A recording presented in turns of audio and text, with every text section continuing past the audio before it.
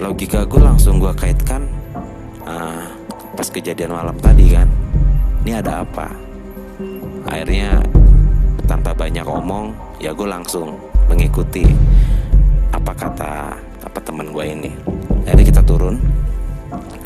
kita turun dengan pandangan bingung, kita turun dengan rasa tidak puas karena kan kita targetnya kita harus sampai puncak Salak kan pada saat itu, dan cuaca pun bagus. Kok minta turun? Dan gue berpikir kalau gue debatin di jalur pun ya nggak akan benar. Akhirnya gue coba untuk ya udah, gue lebih baik ngalah dan gue ikut aturan lu deh. Akhirnya gue dan teman-teman gue yang lain turun, kita ke bawah. Sampai di pos kita bertemu sama Jagawana yang ada di jalur Cimelati, yang memang kebetulan lagi lewat situ, mereka lagi melintas di situ. Akhirnya kita ngobrol. Awalnya kita ditanya, itu kan memang jalur ilegal ya, jadi jarang ada yang lewat situ memang. Kita ditanya, dan waktu itu juga sambutannya juga sangat hangat dari teman-teman Jagawana kehutanan ya. Akhirnya kita ngobrol, kita ditawarin kopi di bawah tuh yang di base camp terakhir. Dan temen gue ini sepertinya dia langsung konsultasi nih ke beberapa Jagawana. Dan akhirnya karena gue penasaran kan, akhirnya gue dekatkan diri gue dan gue denger, dan gue mencoba untuk ikut nimbrung dalam obrolan itu. Dan ternyata benar, kejadian semalam yang gue lihat sendiri dan gue dengar sendiri, walaupun gue nggak hafal itu artinya apa. Intinya gini, malam itu pesan yang tersampaikan sama gue, kita udah nggak boleh melanjutkan perjalanan lagi ke atas. Karena temen gue yang ketemu sama sosok itu, ya dia bilang sosok kakek ini nyamperin kita dan dia menanyakan, apakah kalian punya garam? Kalau ada garam, saya boleh minta nggak? Dan satu lagi, kalian punya nggak gula merah? Kalau kalian punya gula merah, saya pun minta sedikit.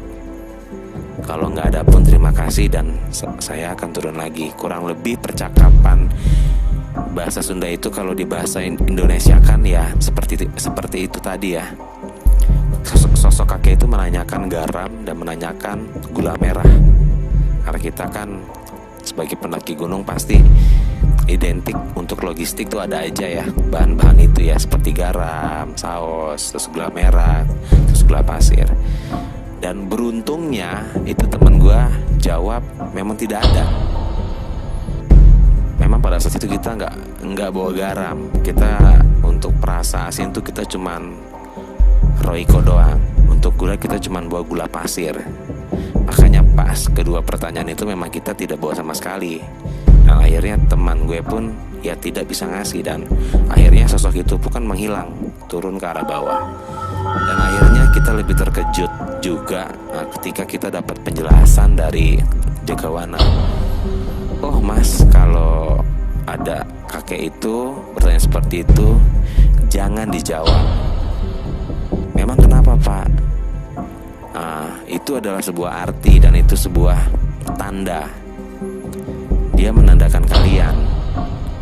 Garam itu artinya keringat, dan gula merah itu artinya darah. Berarti salah satu dari kalian, entah itu ada yang hilang, entah itu ada yang terluka. Gitu, menurut penjelasan si Jagawana ini. Otomatis gue dan teman-teman gue yang lain diam.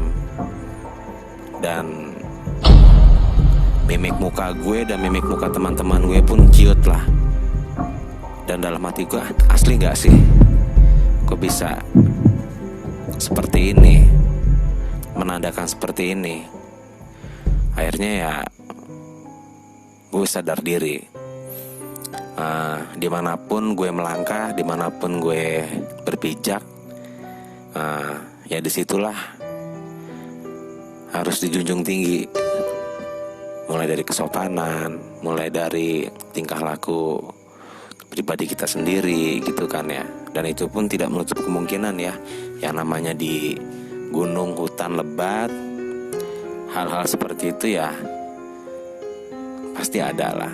Kalau kita bicara masalah penunggu, kita bicara masalah makhluk astral pun ya ada. Jangankan di gunung, di rumah kita sendiri pun banyaknya minta ampun.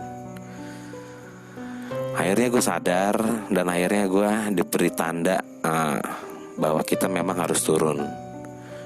Dan secara adat istiadat pun ya, apabila mendapatkan pesan seperti itu, kalau memang baik ya jalankan aja. Kan ada tuh kadang-kadang yang memaksakan untuk melanjutkan perjalanan hingga sampai puncak. Cuman kan prinsip gue dan 3 teman gue ini, ya puncak tuh bukan tujuan utama.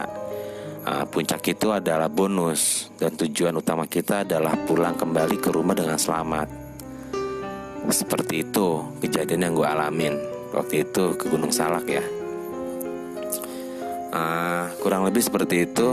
Mungkin next selanjutnya gue akan bercerita lagi tentang pengalaman-pengalaman gue sebelumnya. Oke, terima kasih banyak.